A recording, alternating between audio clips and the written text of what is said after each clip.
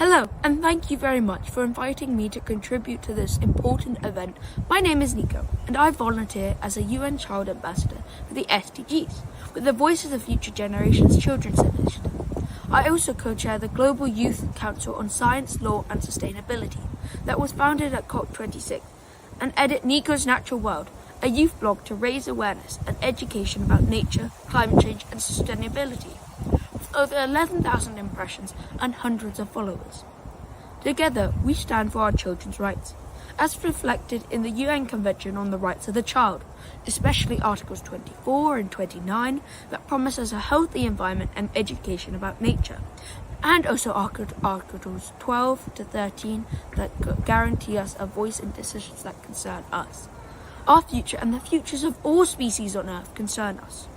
I might be only a child, but I know that compliance with the Paris Agreement and advancing the world's SDGs, especially SDG 13 on climate action and SDG 15, protect life on land, makes a difference between a terrible global nightmare and the future we want. We are speaking out to ask everyone to wake up. Climate change and biodiversity loss are real, dangerous and urgent. We live in a climate emergency, with wildfires, droughts and heat waves rising, while extreme storms and flooding increase, hurting the most vulnerable among us, like children and the elderly first. And it will get worse if we can't all work together rather than continuing all the harmful practices. We also live in a biodiversity emergency, with thousands of species already lost and many more at risk of going extinct forever, unless we can all help to protect nature recovery. Nature-based solutions can make a crucial contribution, and everyone can help, even children and youth. As one example, with my friend Wazy from Zambia, we recently published a submission to the UN Convention on the Rights of the Child, General Comment 26. We studied the science and the politics, becoming very, very worried. But rather than staying angry and sad, I decided to kayak 67 kilometers from Cambridge along the Cam and Great Ouse rivers out into the Wash estuary all the way to the North Sea.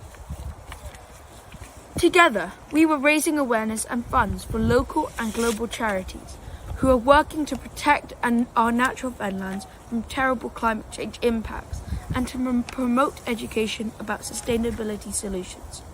In our view, realizing the rights of the child by protecting and restoring our wetlands delivers nature-based solutions to climate change. Fenlands are found around the world. They act as carbon sinks, taking greenhouse gas emissions from the atmosphere and storing it in plants, which when they die, instead of decomposing and releasing GHGs, are integrated into the ecosystem and into the soil, storing the carbon. They also provide natural flood defenses, protecting local communities from dangerous inundations, one of the most harmful impacts of climate change. I saw this natural solution at work myself, along the Fen Riversway, during my paddle to the sea. Despite sadly drained areas, many floodplains and estuaries still survive today, providing natural defenses to floods and high tides, also offering shelters to rare migratory birds and safe habitat to many other precious wetland species. I've also learned about other exciting nature-based solutions worldwide, such as sponge cities, which integrate wetlands along riverbanks, protecting from flooding and providing habitat in places like Berlin or Shenzhen. Direct action in our communities and raising awareness to protect children and nature is very inspiring. It is only a start, though. As children, we are trying very hard to be heard, locally and globally, to stop the suffering, loss and damage from getting even worse. The world needs to take children's fears and interests much more seriously. Our rights are being directly infringed by current policies, laws and decisions, locally, nationally and internationally. We urgently need new future generation guardian laws, institutions and networks, and nature-based solutions should be supported by these rules. We must also ensure that our leaders tackle the climate and biodiversity crisis with strength and unity, and learn how to include everyone, especially Indigenous voices in decision-making. We can't let them just ignore problems till everything is just too late. To conclude, basically, the UN Convention on the Rights of the Child promises us a healthy environment.